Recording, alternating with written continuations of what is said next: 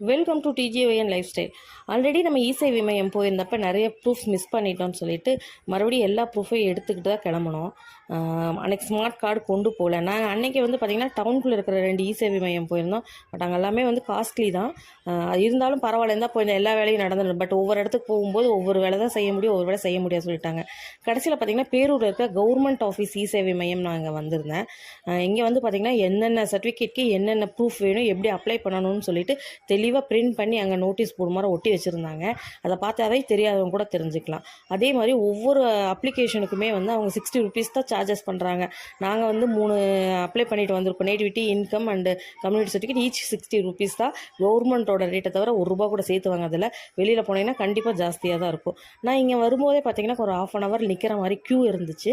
ஆனாலும் பரவாயில்ல, அங்கே இருக்கிற ஒரு பொறுமையாக எல்லாருக்கிட்டையும் எல்லாத்தையும் சொல்லி என்ன டவுட்டாக இருந்தாலும் அவரே சொல்லி கொடுத்து நல்லா பண்ணி கொடுத்துட்டு இருந்தார். நாங்கள் இன்கம்க்கும் நேட்டிவிட்டிக்கும் அப்ளை பண்ணிவிட்டு கம்யூனிட்டி சர்டிஃபிகேட் ஆல்ரெடி இருந்துச்சு. ஆனாலும் அது நியூ வெர்ஷன் ஃபோட்டோ வேணுங்கனால அதை ரீஅப்ளை பண்ணிவிட்டு நாங்கள் கிளம்பிட்டோம். ஒரு 1/2 hourக்குள்ளேயே நாங்கள் போன ஒர்க் எல்லாமே முடிஞ்சிடுச்சு.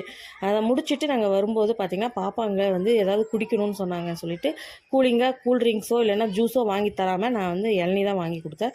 ரெகுலராகவே இந்த ஒரு 2 இயர்ஸாக நாங்கள் வெளியில் ஜூஸ் வாங்கி கொடுக்குறதில்லப்பா. ஃப்ரூட் ஜூஸ் கூட, ஃப்ரெஷ் ஜூஸ் கூட வாங்கி கொடுக்குறதில்ல.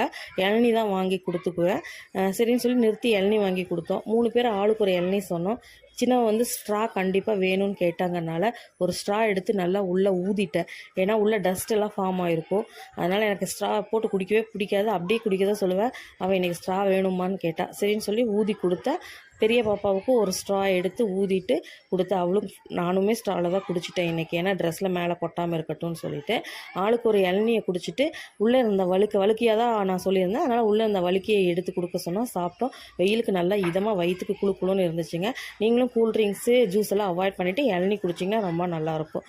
சாப்பிட்டு முடிச்சுட்டு வீட்டுக்கு கிளம்பி வந்துட்டோம். சேனலை மறக்காமல் சப்ஸ்கிரைப் பண்ணிவிடுங்க.